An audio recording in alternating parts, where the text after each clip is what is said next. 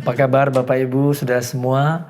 Senang sekali kita kembali bertemu pada sesi kali ini yang akan kita bahas ada sesuatu yang memang menjadi pengetahuan umum dan bahkan menjadi lelucon ya, yaitu adalah tentang obesitas. Obesitas sangat banyak diderita oleh orang-orang negara maju, terutama di Amerika. Katanya lebih dari separuh ya, paling tidak separuh dari penduduk Amerika itu mengalami obesitas. Apalagi yang mengalami kelebihan berat badan lebih banyak lagi. Dan di sini memang kita perlu sedikit tahu tentang beda antara obesitas dengan sekedar gemuk.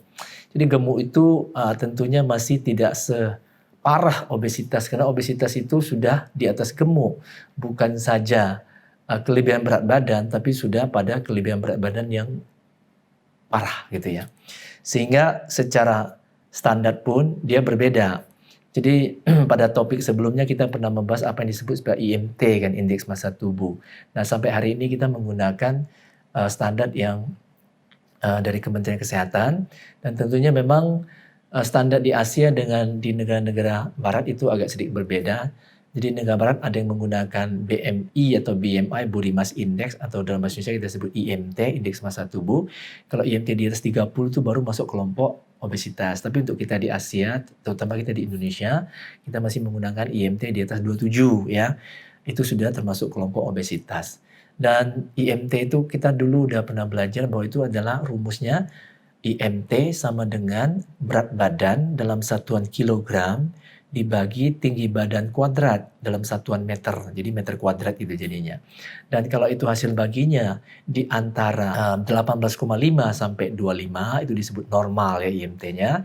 Di bawah 18,5 kita sebut kurang ya, kurang ataupun ya undernutrition atau katakanlah kurang gizi, kurang berat badan. Lalu antara 25 sampai 27 ini kita sebut gemuk ataupun overweight. Tapi tentunya di atas 27 itu baru obesitas. Nah, secara teori dasar kita mengerti bahwa simpel sekali kan antara kalori yang masuk yang kita sebut input ya dengan kalori yang keluar yang kita keluarkan atau output. Kalau dia balance ya berarti kita menjaga berat badan kita yang baik. Tapi kalau yang input lebih banyak daripada output ya, yang masuk lebih banyak daripada yang keluar, tentunya kita mengalami risiko penambahan berat badan. Begitu juga sebaliknya. Kalau yang input itu kalorinya lebih sedikit daripada yang kita keluarkan ya outputnya, maka kita akan kekurangan atau mengalami penurunan berat badan. Kira-kira itu teori dasarnya masalah kalori. Tapi kan ada orang kadang-kadang bicara seperti ini. Saya sebetulnya makannya nggak banyak kok ya, tapi mungkin ada beberapa faktor lain. Dia merasa saya setiap kali makan saya udah jaga dan tidak banyak, tapi kenapa masih terus susah untuk turunkan berat badan? Ya jelas faktor genetik memang ada, tetapi faktor lain juga mungkin perlu diperhatikan. Umpamanya, ya tiap kali makan, mungkin 3 kali makan siang, pagi, sore, saya tidak makan banyak, tapi di selingannya itu loh, ngemilnya itu banyak ya, apalagi yang dijadikan bahan atau makanan untuk di ngemil itu ya yang padat kalori, yang tinggi kalori gitu, katakanlah tinggi gula, tinggi lemak. Memang secara teori gizi kan 1 gram lemak itu memang menghasilkan lebih banyak kalori daripada yang lain. Jadi 1 gram lemak itu bisa menghasilkan 9 kalori ya. Sedangkan 1 gram karbohidrat dan protein itu masing-masing menghasilkan kalori yang sama, itu sudah 4 kalori. Jadi memang pembatasan lemak itu penting ya. Dan dalam diet nabati kami sering menganjurkan bahwa maksimal intake lemak itu sampai 30% ya. Jadi kalau bisa memang di bawah itu, maksimal 30%. Dan tentunya semua itu kan ada panduannya. Di Indonesia kita punya panduan, di negara lain juga ada. Tapi intinya itu adalah persentase lemak ataupun persentase kalori yang datang dari lemak ya sekitar itu 30%. Tentu dengan 10% maksimal untuk yang lemak jenuh gitu kan. Jadi lemak itu kan masih ada lemak jenuh, lemak tidak jenuh ya. Lemak tidak jenuh masih dibagi lagi. Ada yang tidak jenuh tunggal, tidak jenuh ganda gitu. Nah, jadi secara umum seperti itu. Kemudian kita lihat lagi, kemungkinan besar juga mungkin dia jarang gerak gitu. Yang istilah keren sekarang ini mager kan, malas gerak gitu. Sehingga malas gerak otomatis juga walaupun dia makannya katakanlah menurut dia tidak terlalu banyak, tapi karena tidak ada aktivitas, tidak ada exercise, sehingga juga tidak ada kalori yang banyak dibakar, sehingga juga numpuk gitu. Jadi faktornya banyak sekali, belum lagi tadi kita bicara faktor genetik. Tapi hati-hati. Ada satu penelitian WHO seperti ini. Kalau salah satu parent atau salah satu orang tua menderita obesitas, maka risiko anak untuk menderita obesitas adalah 40%. Tetapi ketika dua-dua orang tuanya, artinya bapak ibu, menderita obesitas, maka risiko anak untuk menderita obesitas 70%. Sehingga orang cepat mengambil kesimpulan kalau begitu benar kan obesitas itu adalah genetik gitu. Pada teori kita yang umum adalah faktor genetik itu kan terhadap penyakit atau status kesehatan itu kan maksimal sekitar berapa? 20% kan? Tidak lebih dari itu gitu. Nah, yang kita kenal teori Bloom itu kan, orang Kesmas biasanya belajar itu. Nah, sekarang untuk penelitian WHO tadi. Jadi sebetulnya tidak 100% itu data itu menunjukkan bahwa ini genetik. Tapi adalah lebih karena gaya hidup, ya, pola hidup atau lifestyle. Jadi kalau orang tuanya dua-duanya itu memang lifestyle-nya itu adalah konsumsinya kebanyakan kalori tinggi, malas bergerak atau jarang exercise ya, jarang aktivitas fisik, apalagi makannya itu yang memang fast food, junk food yang tingginya kalori ya, lemak, terutama lemak jenuh, lalu kolesterol tinggi, gula tinggi, sedangkan gizi yang lain rendah, mineral, vitamin ya rendah gitu ya. Termasuk protein juga, gizi mikro lah biasanya. Apalagi serat ya juga rendah.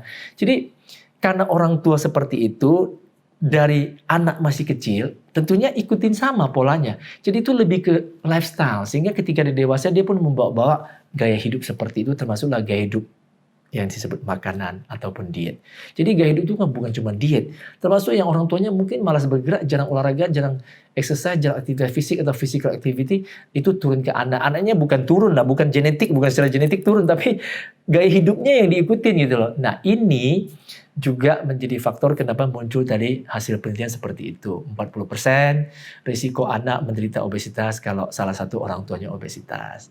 Risiko anak obesitas bisa 70% loh, tinggi sekali loh kalau kedua orang tuanya memang obesitas. Jadi bukan karena faktor genetik ya atau turunan. Turunan dalam pengertian bukan turunan secara gen, tapi karena ngikutin gaya hidup orang tua yang tadi itu, pola makan gak sehat dan juga tidak bergerak ataupun tidak banyak gerak. Jadi itu kira-kira cerita singkat berapa contoh kasus ya.